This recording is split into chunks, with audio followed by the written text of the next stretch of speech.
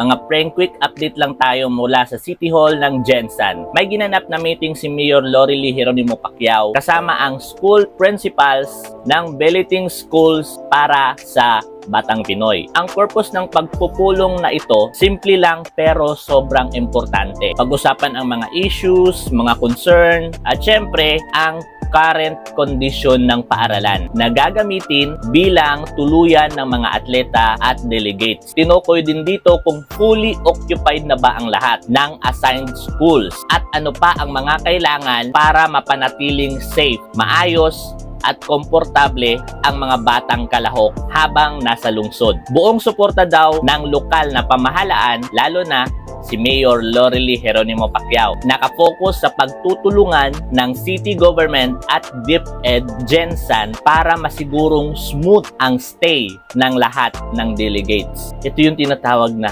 solid coordination. Kasi sa ganitong teamwork, nagpapakita talaga kung paano pinangangahalagahan ng Gensan ang mga bisita at future champion ng Batang Pinoy.